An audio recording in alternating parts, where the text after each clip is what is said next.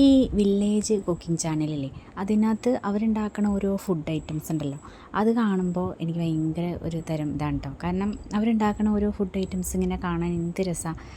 അതിനകത്ത് കൂടുതൽ മസാലകളോ മറ്റുള്ള സാധനങ്ങളോ ഒന്നും അവർ ചേർക്കണില്ല. അപ്പോൾ അത് നിങ്ങൾ കണ്ടിട്ടുണ്ടോ എന്ന് എനിക്കറിയില്ല കേട്ടോ. ഞാനിടയ്ക്ക് ഞാൻ ആദ്യമൊക്കെ യൂട്യൂബ് ചാനൽ ഇങ്ങനെ കാണുമ്പോൾ ഇതാണ് കേട്ടോ കൂടുതലും കണ്ടുകൊണ്ടിരിക്കുന്നത്. അവരിങ്ങനെ ഫുഡ് ഐറ്റംസ് ഉണ്ടാക്കുന്നതും കഴിക്കുന്നതും ഒക്കെ കാണുമ്പോൾ ശരിക്കും പറഞ്ഞാൽ എനിക്ക് ഭയങ്കര കൊതിയാണ്. അപ്പോൾ ഞാൻ ഓർത്തു അതുപോലെ എന്തെങ്കിലും വെറൈറ്റി ആയിട്ടുള്ള എന്തെങ്കിലുമൊക്കെ ഫുഡ് ഉണ്ടാക്കാമെന്ന് ഓർത്തു കേട്ടോ. അപ്പോൾ എനിക്ക് ഇങ്ങനത്തെ ഫുഡൊക്കെ കഴിക്കണം ഭയങ്കര ഇഷ്ടമാണ്. എനിക്ക് ഇതുപോലെ എന്തെങ്കിലും അല്ലറ ചില്ലറ സാധനങ്ങളെല്ലാം ഇങ്ങനെ ചേർത്ത് ഒരു പുതിയ വെറൈറ്റി ആയിട്ടൊക്കെ എന്തെങ്കിലും ഉണ്ടാക്കി കഴിക്കണമെങ്കിൽ എനിക്ക് ഭയങ്കര ഇഷ്ടമാണ് കേട്ടോ.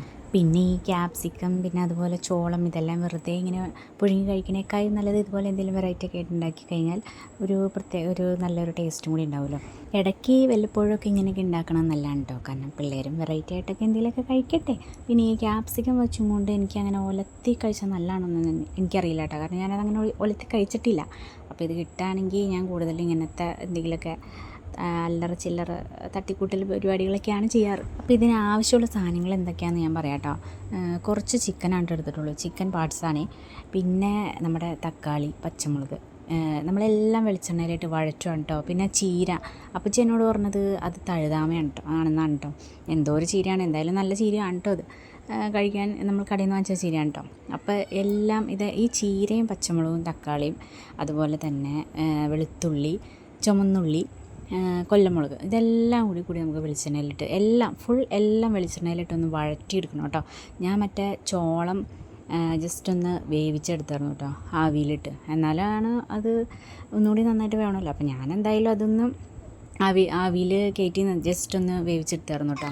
അപ്പോൾ നമ്മളെല്ലാം സെപ്പറേറ്റ് ആയിട്ടാണ് കേട്ടോ ജസ്റ്റ് ഒന്ന് വഴറ്റിയെടുത്തത് വെളിച്ചെണ്ണയിൽ. എല്ലാം കൂടി ഒരുമിച്ചിട്ട് കഴിഞ്ഞാൽ പിന്നെ അതിൻ്റെ വേവ് പല രീതിയിലായി പോകും. അപ്പോൾ അതായിരുന്നു കൂടെ എല്ലാം ഓരോന്നായിട്ട് ഇങ്ങനെ വഴറ്റി എടുക്കുമായിരുന്നു കേട്ടോ ചെയ്തത്. ചിക്കന് ജസ്റ്റ് ഉപ്പും അതുപോലെ മഞ്ഞൾപ്പൊടി മാത്രം ഇട്ടാണ് കേട്ടോ വേവിച്ചെടുത്തത്. പിന്നെ നമ്മുടെ തക്കാളിയും അതുപോലെ തന്നെ ആ ചീരയില്ലേ, അതും പച്ചമുളകും കൂടി ഞാൻ വെളിച്ചെണ്ണയിലിട്ട് നേരത്തെ ഒന്ന് ജസ്റ്റ് വഴറ്റിയെടുത്തായിരുന്നു കേട്ടോ.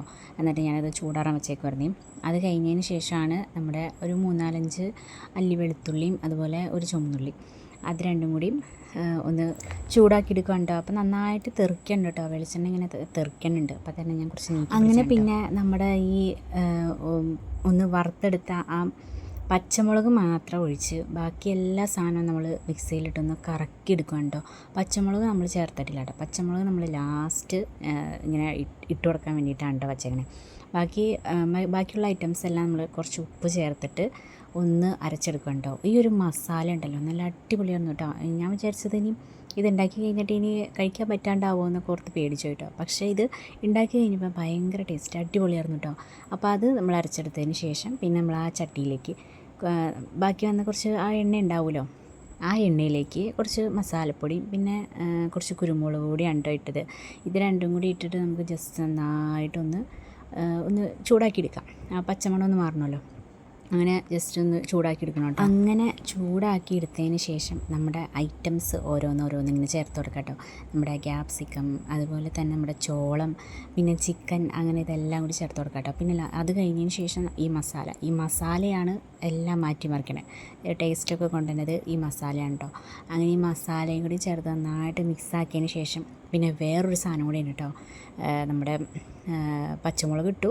അതിന് ശേഷം വേറൊരു സാധനം ഉള്ളത് എന്താണെന്ന് വെച്ചാൽ നമ്മുടെ കാടമുട്ട. ഈ കാടമുട്ടയും കൂടി ചേർത്താലാണ് അതിൻ്റെ ഒരു മെയിനായിട്ടുള്ളൊരു എന്താ പറയുക, കുറച്ചും കൂടി ഒരു വെറൈറ്റി ആവാൻ വേണ്ടിയിട്ട് ഞാൻ കുറച്ച് കാടമുട്ടയും കൂടി പുഴുങ്ങിയായിരുന്നു കേട്ടോ. അപ്പോൾ അതും കൂടി ചേർത്ത് കഴിഞ്ഞപ്പോൾ സംഗതി നല്ല ഉഷാറായി. പിന്നെ ഇതിനകത്ത് ഇഞ്ചി, സവാള, അതുപോലെ മുളക് പൊടി, അങ്ങനെയുള്ള സാധനങ്ങളൊന്നും ചേർത്തിട്ടില്ല കേട്ടോ. അതെല്ലാം ചേർത്ത് കഴിയുമ്പോൾ ഇതിൻ്റെ ടേസ്റ്റ് വേറെ ആയിപ്പോവും.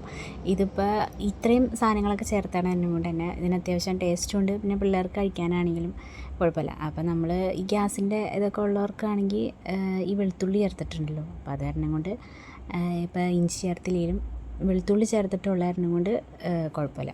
അപ്പോൾ ഇഞ്ചിയും സവാളയൊക്കെ ചേർത്ത് കഴിയുമ്പോൾ കുറച്ച് മധുരവും അങ്ങനെ ഉള്ള ഇതൊക്കെ വരും. അപ്പോൾ ആ ടേസ്റ്റ് എനിക്ക് ഇഷ്ടമല്ല കേട്ടോ. അപ്പോൾ അത് കാരണം കൂടി ഞാനത് ചേർത്തില്ല. അപ്പോൾ എന്തായാലും നിങ്ങൾ ട്രൈ ചെയ്ത് നോക്കണം. അപ്പോൾ വീഡിയോ ഇഷ്ടപ്പെട്ടാൽ ലൈക്ക് ചെയ്യാൻ മറക്കരുതേ.